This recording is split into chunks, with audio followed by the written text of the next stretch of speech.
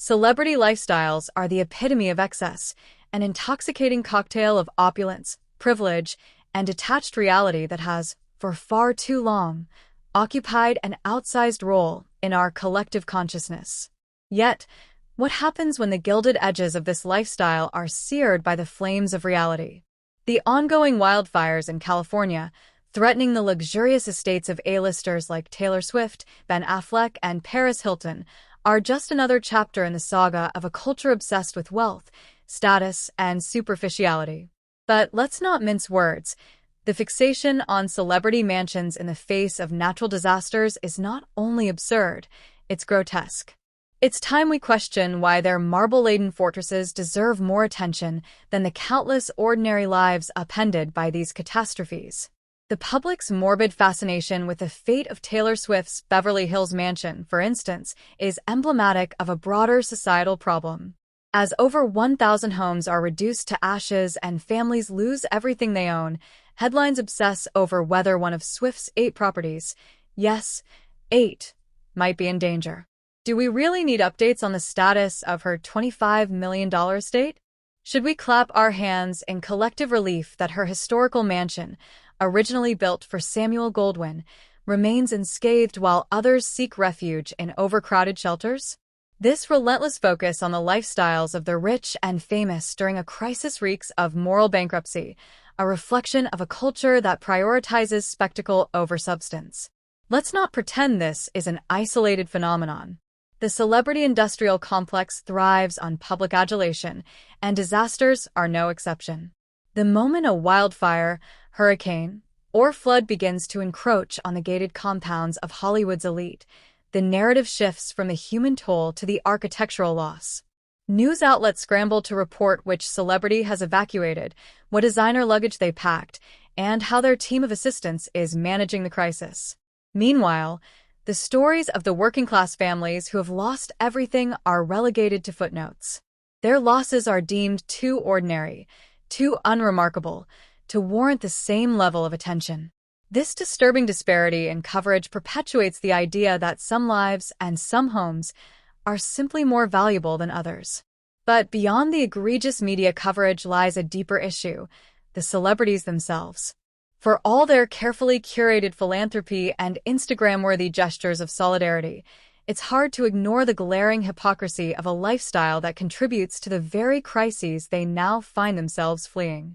The sprawling estates, private jets, and endless consumption that define celebrity culture are not just symbols of wealth, they are active contributors to the climate crisis. Taylor Swift, for example, was recently called out for her excessive private jet usage, a habit shared by many of her famous peers. These actions lay bare the contradiction at the heart of celebrity activism.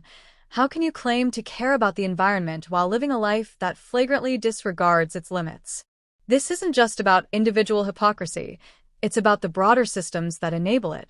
The celebrity lifestyle is a microcosm of the larger inequalities that define our world, where the wealthy can insulate themselves from the consequences of their actions while the rest of us bear the brunt. When wildfires rage, celebrities have the resources to evacuate to luxury hotels or second homes. They can hire private firefighters to protect their properties, as Kim Kardashian and Kanye West famously did during a previous wildfire. For them, disaster is an inconvenience, not a life-altering event.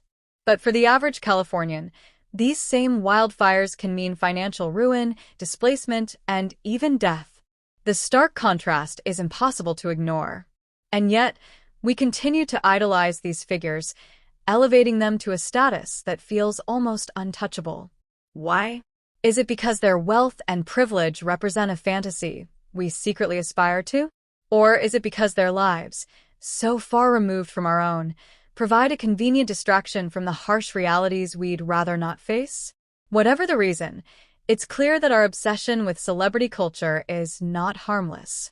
It distorts our priorities, warps our sense of justice, and blinds us to the inequalities that fuel the very crises we claim to care about. Perhaps it's time we stop giving celebrities the benefit of the doubt. Their lives are not pinnacles of achievement, but glaring examples of excess run amok. They are not victims of disasters, but, more often than not, complicit in the systems that cause them.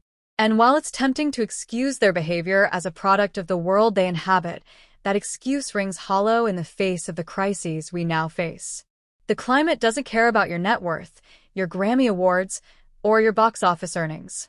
It is an equal opportunity destroyer, and no amount of privilege can protect us from its wrath forever. So, let the wildfires serve as a wake-up call, not just for the celebrities whose mansions sit precariously in their paths, but for all of us who continue to elevate their lives above our own. Let's stop obsessing over who evacuated and start asking why we allow such disparities to exist in the first place. Let's demand more from those who claim to stand for change while living lives that perpetuate the status quo.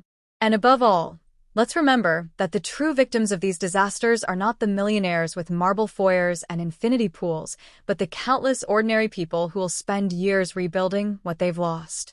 The flames that threaten Taylor Swift's mansion may eventually die down, but the firestorm of inequality and climate irresponsibility that fuels these disasters will not. It's time to extinguish our obsession with celebrity culture and focus on the real issues at hand. Because while the rich and famous may survive the flames, the rest of us might not be so lucky.